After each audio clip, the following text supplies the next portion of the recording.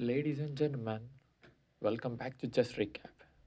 Today, we'll be looking at the Game 3 from the 1984 World Chess Championship between world champion Anatoly Karpov and the challenger Garry Kasparov.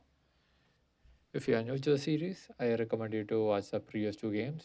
And before heading into this Game 3, this will be a very big series of games. As per the rules of this World Championship, first Grandmaster to win 6 matches will be announced as the world champion. As of now, we are heading into the Game 3. The scoreline reads 0-0. This is a short game. This is the first decisive game in this rivalry. So let's jump right into the game and take a look at it. Anatoly Karpov, starting with the white pieces, goes for 1 e4, the king's pawn opening. Garry Kasparov replies with c5, the Sicilian knight to f3, e6, French variation, d4, c takes on d4, knight takes on d4, knight to c6, Taimanov variation, knight to b5, Taimanov Sen variation, d6, c4, knight to f6, knight on 1 to c3, a6, knight to a3, bishop to e7, bishop to e2, and now Kasparov goes for castling. Karpov also goes for castling. b6, bishop to e3, bishop to b7, queen to b3, knight to a5, queen takes on b6, knight takes on e4, knight takes on a4, bishop takes on a4, queen takes on d8, bishop takes on d8. So the queens are traded off early into the game. Rook on a to d1, d5, f3, bishop to f5, c takes on d5, e takes on d5, rook takes on d5, bishop to e6, rook to d6, bishop takes on a2, rook takes on a6. So after 21 moves, if you look at the position, this is pretty much equal and neither of them are having any significant advantage. This is a critical moment in this game actually. This is a critical moment in this World Championship actually. The scoreline is already, as I mentioned at the starting, it's 0-0. And now here, the right way for Garry to continue from this position is just accept the trade and trade up the rooks and end the game in a draw for black and try to win next games with the white pieces. But instead, he will try to continue the game and he will try to play, and he will play a blunder in this position, which is rook to b8.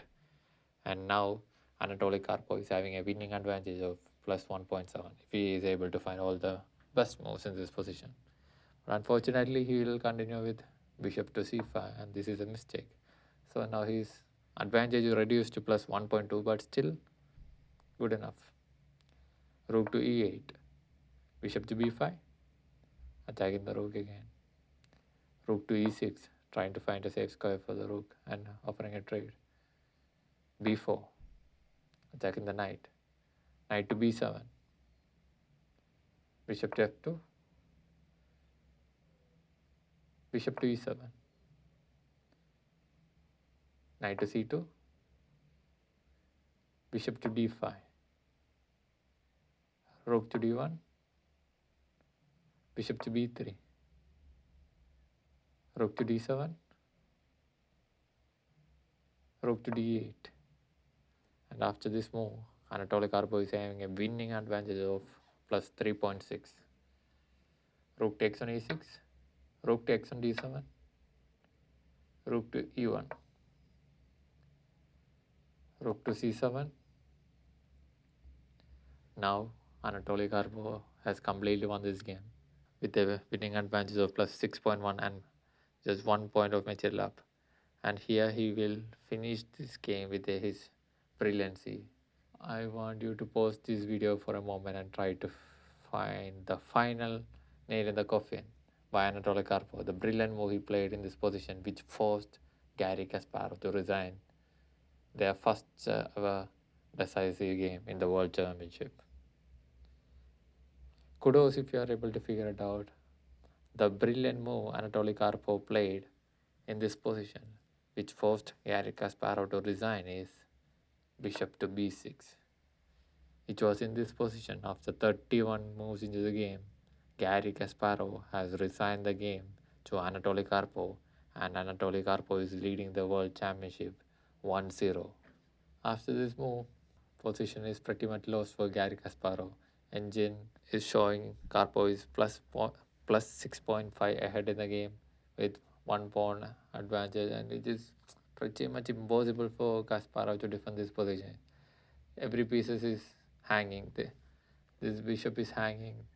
This rook is attacked. Now safe square for rook. If rook leaves, the bishop will hang. So best way for Kasparov to continue from this position is rook takes on c2. So Karpov will go for rook takes on e7. Now there's a mate in one threat, and the knight is also hanging in this position. So Kasparov can continue with checking the king for a while, but still it will be very difficult for Kasparov to hold in this position. That was the reason why Kasparov has resigned after this bishop to b6.